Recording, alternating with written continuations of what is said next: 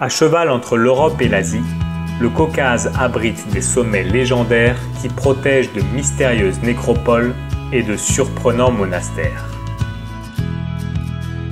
De l'Elbrouz à l'Ararat, d'un volcan à l'autre, traversé sous le regard des gardiens du Caucase.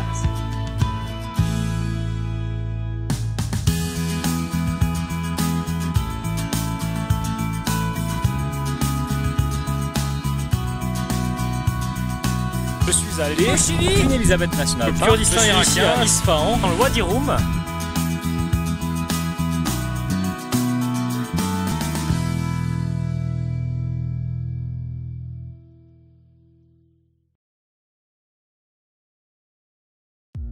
Quelques heures de vol suffisent pour enjamber la mer Noire et atteindre la ville russe de Krasnodar.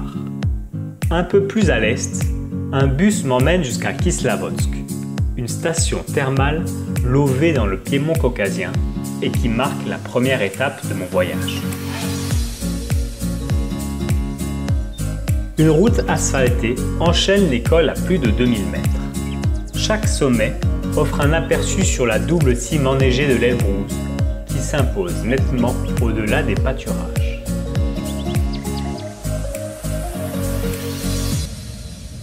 Voilà le point de départ et le premier objectif de ce voyage, le chapeau du mont Elbrouz qui culmine à plus de 5600 mètres d'altitude.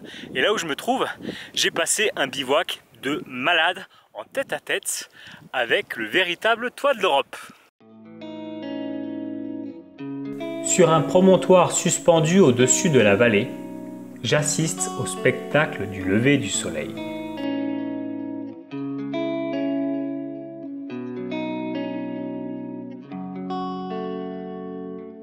Dans ce panorama hypnotique, le sommet siamois domine le paysage de son formidable isolement.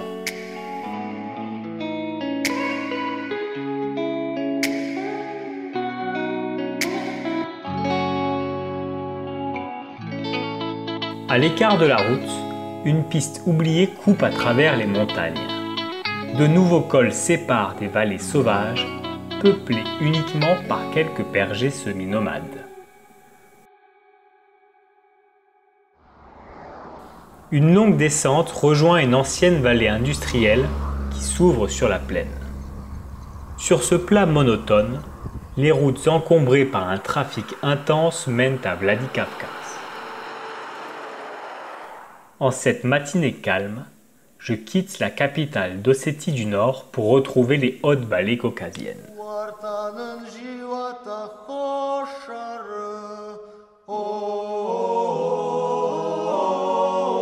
Blottis dans les montagnes, d'étranges constructions s'accrochent sur les flancs d'une petite colline. La nécropole médiévale de Dargavs est un site unique dont les secrets ont été préservés par le Caucase. Les quelques dizaines de chambres funéraires abritent encore les ossements de leurs anciens occupants.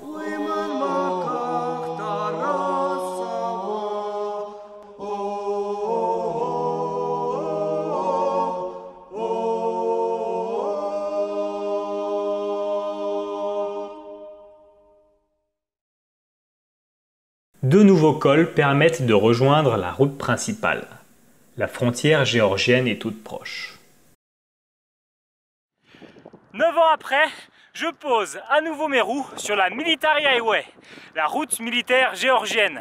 Une route légendaire qui connectait jadis les peuples du Caucase avec les routes de la soie. Une route qui a été consolidée dans le courant du XIXe siècle afin de relier les différentes provinces de l'Empire tsariste. Une route magnifique, une route fabuleuse qui transperce littéralement la chaîne du Grand Caucase. Alors, en 9 ans, les choses ont bien changé. La frontière avec la Russie a réouvert. Conséquence malheureuse, le trafic a redoublé. La route militaire n'est plus seulement une artère commerciale vitale entre la Géorgie et la Russie. Elle est aussi devenue une route touristique.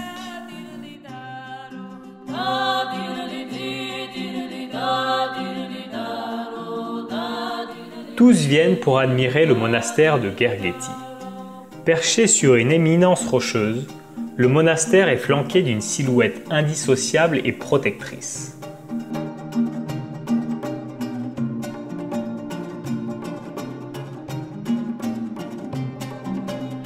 Culminant à près de 5000 mètres, le mont Kazbek est le berceau de plusieurs mythes antiques, dont le plus célèbre est le supplice de Prométhée.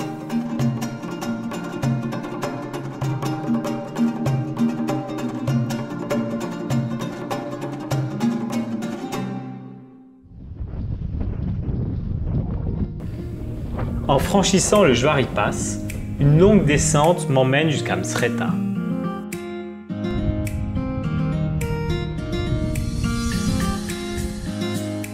Au creux d'une vallée située au carrefour des deux chaînes du Caucase, celle au nord du Grand Caucase et au sud du Petit Caucase, Msreta est l'ancienne capitale du premier royaume de Géorgie. Ce royaume qui, dans le courant du IVe siècle, fut l'un des premiers États à se convertir officiellement au christianisme. Derrière moi, la cathédrale abrite encore aujourd'hui les quelques dépouilles de rois de ce petit royaume médiéval. Msreta est une halte nécessaire avant Tbilissi, capitale grouillante qui s'étire le long des rives de la Koura. Je quitte peu à peu la chaleur de la plaine transcaucasienne pour monter jusqu'au plateau de Tsalka.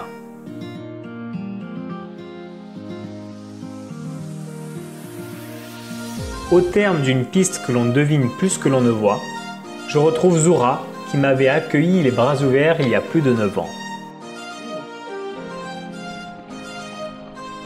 Un petit poste frontalier ouvre sur de gigantesques paysages stépiques. Je suis entré en Arménie, une Arménie rurale et verdoyante.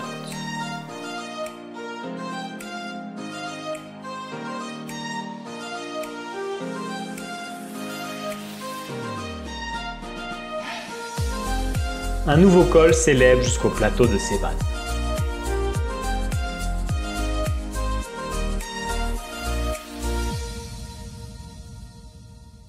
À plus de 1900 mètres d'altitude, le lac de Sevan est l'un des plus grands lacs d'altitude au monde.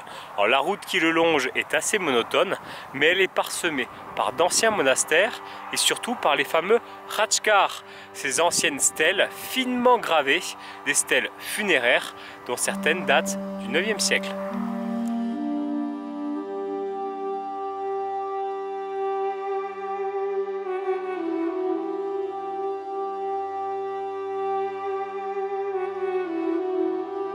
Le lac de Sevan a inspiré chantres et écrivains.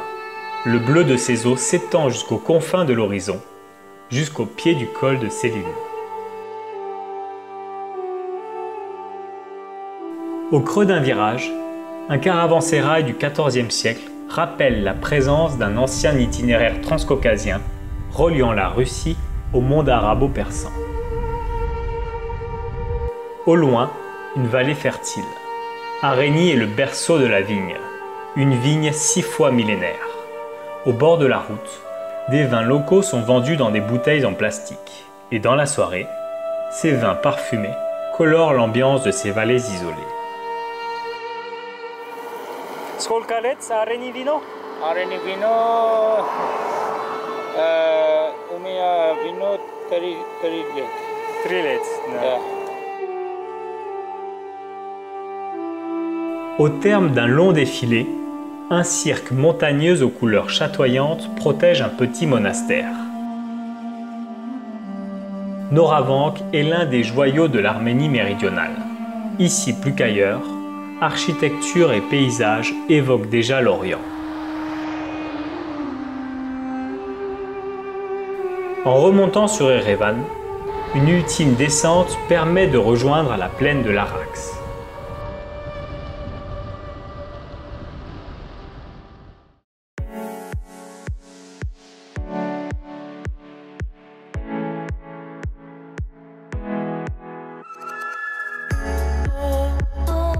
Après le mont Elbrus, après le mont Kazbek, après avoir traversé le Caucase du nord au sud, voilà que je me retrouve au pied d'un autre géant non moins mythique celui-ci, puisqu'il s'agit du mont Ararat. Alors certes, le volcan ne fait déjà plus partie de la chaîne du Caucase, mais il en est la porte d'entrée, le gardien d'un peuple, de toute une civilisation même, grâce à sa hauteur, plus de 5000 mètres, mais également grâce à son mythe et à son histoire, l'Ararat étant intimement lié au récit de l'Arche de Noé. L'Ararat est le témoin d'une histoire multimillénaire et referme ce voyage de la plus belle des manières. Au loin, Erevan est l'ultime étape de mon voyage. Quelques heures en taxi me permettent de retourner à Tbilissi avant de prendre mon vol retour.